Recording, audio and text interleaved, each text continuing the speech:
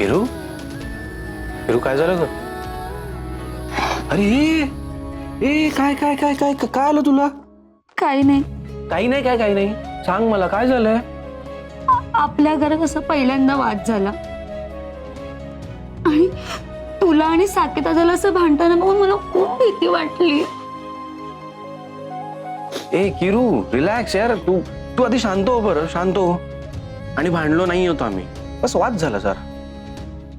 आणि घर म्हटलं की वाद होतातच ना, आपल्याला ते वाद मिटवायचे असतात, बरोबर? पण तुम्ही दोघं वेगळे झालात तर मी काय करू?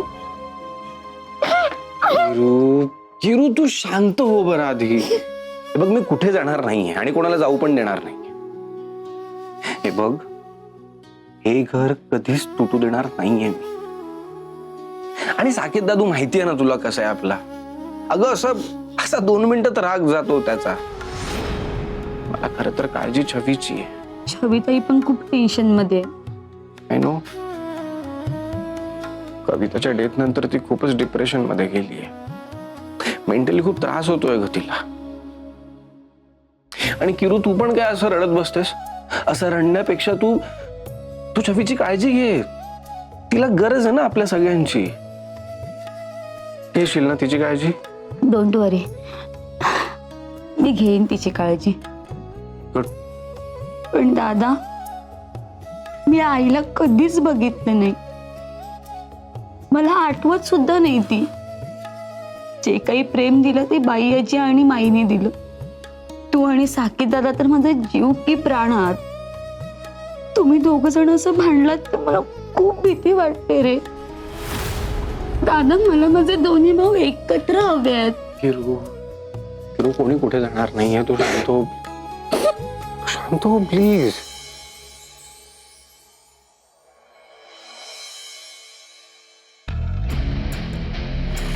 हे लँड डिस्प्यूट आहे. आपण या लँडवर काहीच करू शकत नाही. नाही, मी ते चेक केलं होतं. ऐक ना, मी तुला सांगतोय ना, काय करत नाही असतो.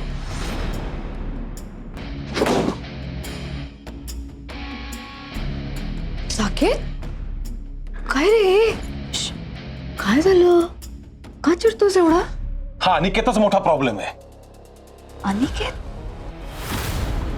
काय केलं त्यांनी? काय केलं? अगं आपल्याला लेडीज हॉस्टेल उभं करायचंय.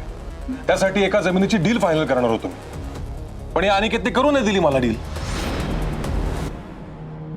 अनिकेतने डील करू दिली नाही? तो का असं करेल? काय काय झालंय? काय होणार आहे शांभवी? ग मीटिंगला बसल्यानंतर ती लँड डिस्प्युटेड आहे, आपण नंतर बघू असं म्हणत इतका वेळ घालवला अनिकेतने. आणि आता त्या जमिनीच्या मालकाने ती लँड दुसऱ्याला लीजवर देऊन टाकली. आपल्याकडे राहिलीच नाही ती. अरे बाबा, मला कळत नाही अनिकेतचा प्रॉब्लेम काय नक्की. एखादा महत्वाचा निर्णय घेण्यासाठी इतका वेळ लावतो ना की हातात आलेली सोन्यासारखी संधी आपण गमावून बसतो. काय करायचं ना मला कळतच नाही अनिकेतचं. ठीक आहे, शांत हो. तू बस बरं इथे. तू बस इथे. आधी शांत हो. असं पॅनिक होऊन काही होत. मला असं वाटतं अनिकेत मुद्दाम तर हे करणार नाही. काहीतरी कारण असेल या पाठीमागे. काही कारण नाहीये शांभवी, काही कारण नाही. याला बेजबाबदारपणा म्हणतात.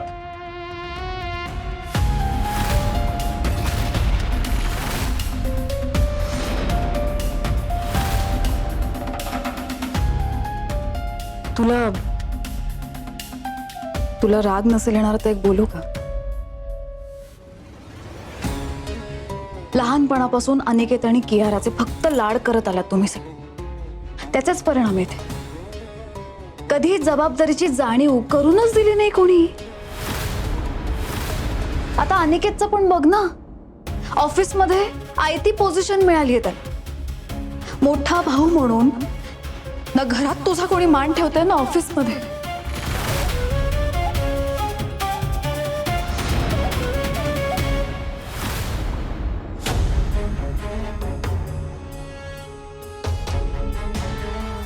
गेल्या काही दिवसातलंच बघ ना,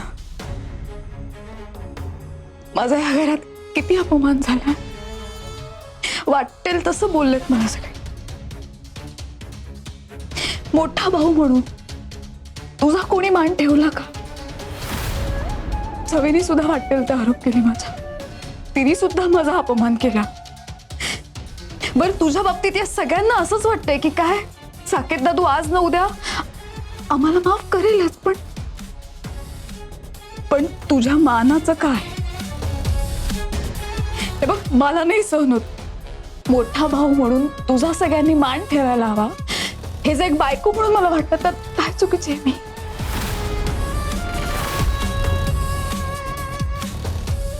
शांभवी, शांभवी तुझं काही चुकत नाहीये. खरंच अगदी बरोबर बोलतेस तू. ही मुलं मोठी झाली खरी, पण यांना वागायचं कसं हे कळत नाही. समोरच्याचा मान कसा ठेवायचा, समोरच्याला आदर कसा द्यावा हे कळत नाही त्यांना अजून.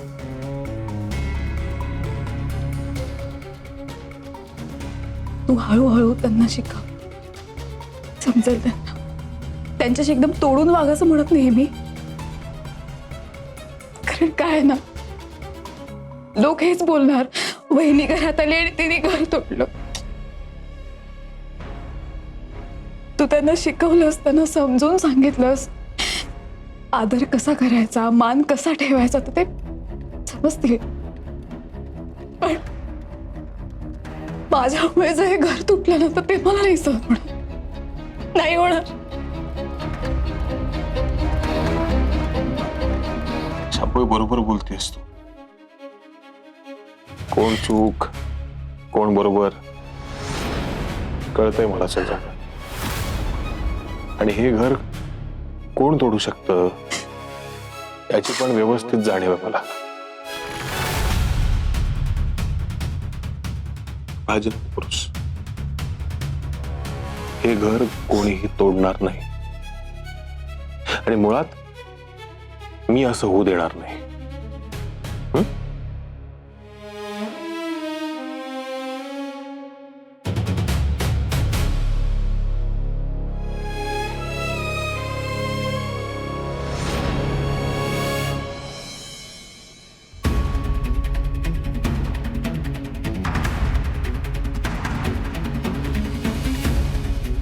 हे बघ, बघ त्या व्यक्तीचं लोकेशन राजगुरूंचं ऑफिस दाखवतंय.